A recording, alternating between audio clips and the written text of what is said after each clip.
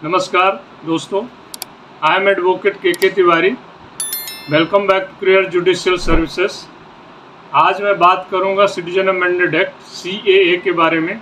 ये बहुत ही चर्चित एक्ट रहा है और इस एक्ट के विरोध में बहुत सारे लोगों को देखा भी गया और इसमें हमें इस बात की जानकारी बहुत महत्वपूर्ण है कि ये नागरिकता देने का कानून है, लेने का नहीं है। लेकिन ये नागरिकता किसे दी जाएगी, कैसे दी जाएगी और इसके प्रावधान क्या हैं। तो मैं एक्चुअली बात करेंगे नागरिकता है क्या। तो आपको मैं सूचित करूं, नागरिकता किसी विशेष देश के आए हुए नागरिकों को देने का एक कानूनी अधिकार है।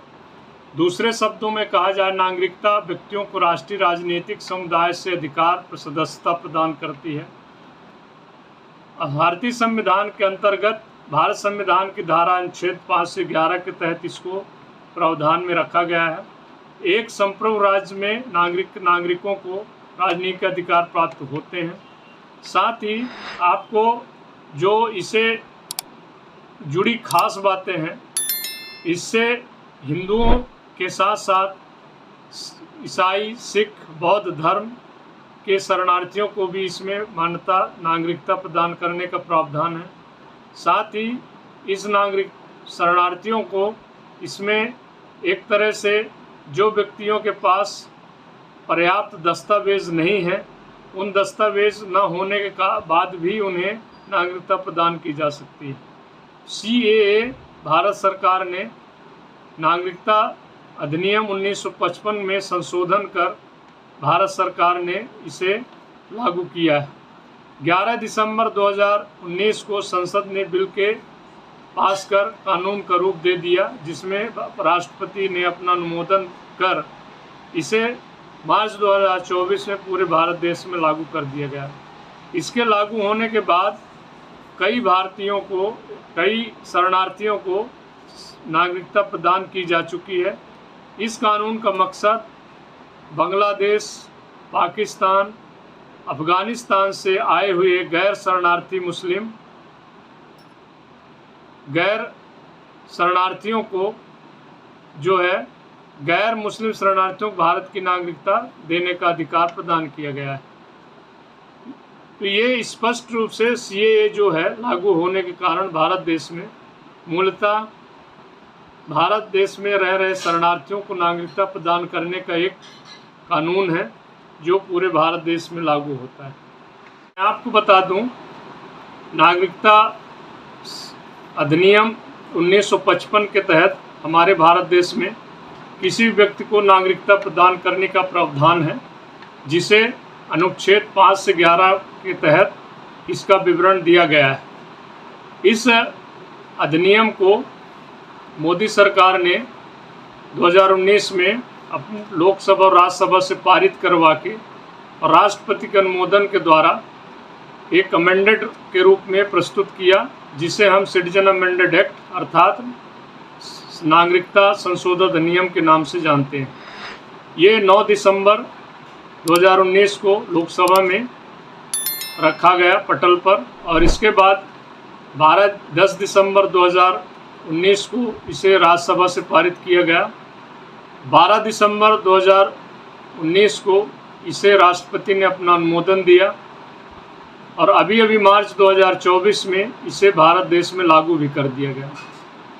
आपको इस बात की जानकारी होगी कि इस अधिनियम के लागू होने के बाद भारत सरकार ने कई लोगों को नागरिकता प्रदान कर दी है। तो आइए हम बात करते हैं कि इस नागरिकता अधिनियम के तहत किन लोगों को नागरिकता दी जाएगी।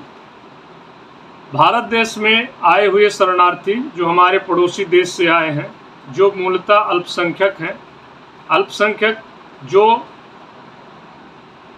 जिनकी संख्या आबादी बहुत कम होती है, उन्हें हम अल्पसंख्यक के नाम से जानते हैं।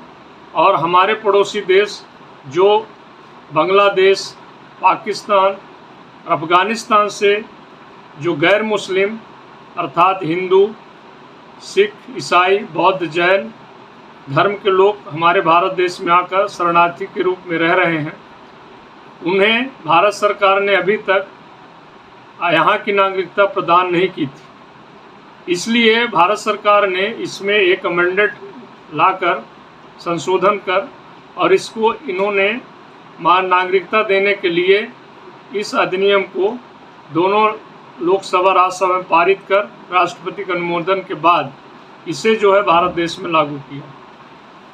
अब इसमें बहुत सारे भ्रम लोगों ने फैलाया, विरोध किया कि ये कानून के आने के बाद भारत देश में लोगों की नागरिकता चली जाएगी।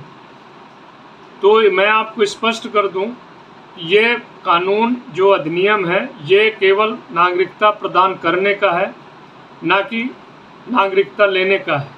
इसलिए इसे कृपया अपने दिमाग में न रखें कि भारत देश में रहने वाले किसी भी व्यक्ति का, किसी भी नागरिक का नागरिकता छीनी जा सकती है, क्योंकि हमारे भारत देश में आज़ादी के बाद से लेकर अभी तक जितने भी गैर मुस्लिम शरणार्थी भारत देश में आकर स्थापित हैं, उन्हें नागरिकता नहीं दी गई और वो अभी तक इस अधिकार से वंचित रहे।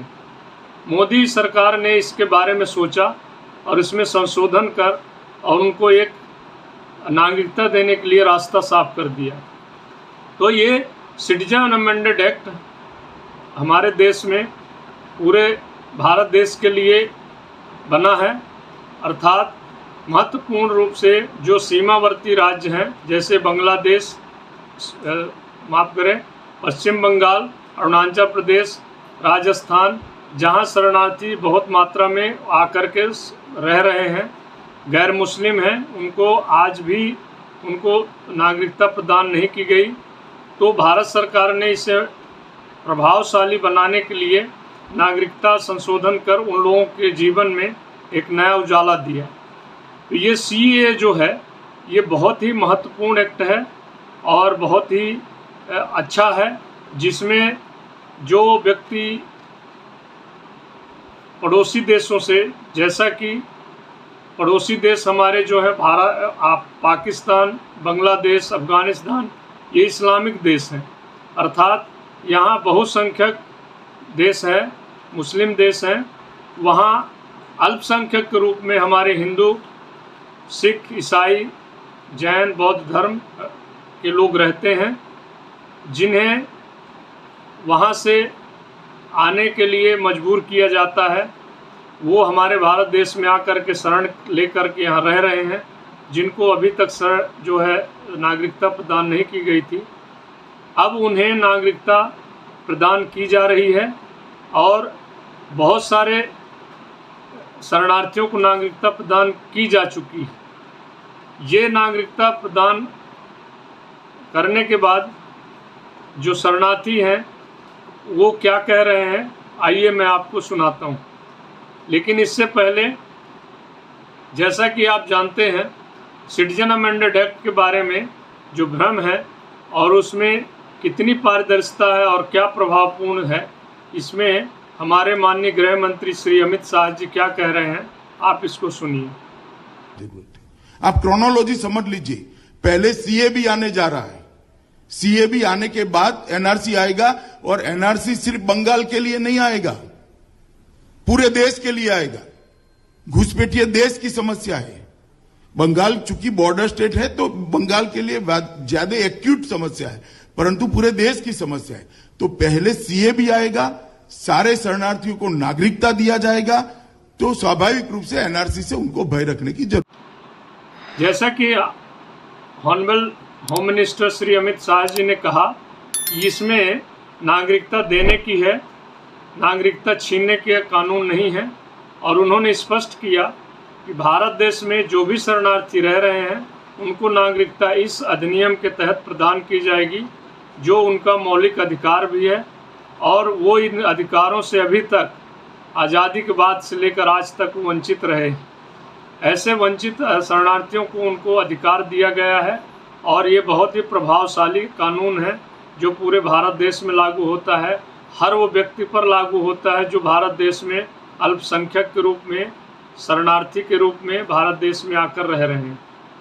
तो ये जो सिटीजन अमेंडेड एक्ट है, ये मूलतः अनुच्छेद 5 से 11 के बीच में इसका विवरण दिया गया है और उस प्रावधान के तहत हमारे भारत देश में आने वाले व्यक्तियों को नागरिकता प्रदान की जाती है। दूसरे देशों से आते हैं और अपनी इच्छा से नागरिकता लेने के लिए भारत सरकार के यहाँ आवेदन करते हैं, तो फिर भारत सरकार उन्हें उनकी पात्रता के अनुसार उन्हें नागरिकता प्रदान करती है। स्वेच्छा से उन्हें अगर आप भारत देश में रहना है, यहाँ की नागरिकता लेनी है, तो ये प्रावधान भारतीय संविधान की अनुच्छेद 5 से 11 के बीच में इसका अधिकार प्रदान किया गया है, जो मूलतः सभी के लिए। अब यहाँ पर ये समझना है कि कोई व्यक्ति ये सोचता है कि हमारे भारत देश में मुस्लिम समुदाय या मुस्लिम बहुसंख्यक लोगों को ये नागरिकता इसमें देने के लिए प्रावधान क्यों नहीं रखा गया। तो मैं बता दूं, ये अमेंडेड जो संशोधन है ये केवल गैर मुस्लिम लोगों के लिए है, क्योंकि हमारे पड़ोसी देश जो भी हैं, बांग्लादेश, पाकिस्तान, अफगानिस्तान, ये इस्लामिक देश है, बहुसंख्यक मुस्लिम देश है। यहाँ रह रहे अल्पसंख्यक जो गैर मुस्लिम हैं वो हमारे भारत देश में आकर के रह रहे हैं शरणार्थी के रूप में। उनको देने के लिए ये संशोधन नागरिकता में किया गया, जो नागरिकता अधिनियम 1955 था, उसमें संशोधन कर इसमें जो है ये व्यक्तियों को उनके नागरिकता प्रदान करने का एक रास्ता प्रदान किया गया। तो ये आज मैं सिटीजन अमेंडेड एक्ट के बारे में बात किया। आप इसे पूरे जानकारी प्राप्त करने के लिए आप इसे पूरे वीडियो को ज़रूर देखें, ताकि आपको ये समझ में आए कि सिटीजन अमेंडेड एक्ट क्या है। सिटीजन अमेंडेड एक्ट के तहत जिन शरणार्थियों के पास कोई दस्तावेज भी नहीं है या कोई डॉक्यूमेंट या कोई ऐसा पेपर नहीं है जिससे वो ये प्रूफ करें या साबित करें कि हम इस देश से आए हैं, लेकिन अगर भारत सरकार के सीमावर्ती के अंदर शरणार्थी के रूप में रह रहे हैं, उन्हें भी इस अधिनियम के तहत जो है सिटीजनशिप प्रदान की जाएगी। जो भी हमारे बंधु शरणार्थी हैं वो भारत सरकार के ऑफिशियल वेबसाइट जो यहाँ पर अभी नीचे लिखा हुआ है, इसमें जा कर के वो आवेदन कर सकते हैं। आवेदन करने के बाद भारत सरकार के संबंधित अधिकारी उससे जांच करेंगे और आपको नागरिकता प्रदान करेंगे। जैसे कि भारत देश में इस अधिनियम के लागू होने के बाद जो है कई व्यक्तियों को इसमें नागरिकता प्रदान की जा चुकी है और लगातार इसमें लोग आवेदन कर रहे हैं और उनको लगातार जो है नागरिकता प्रदान की जा रही है।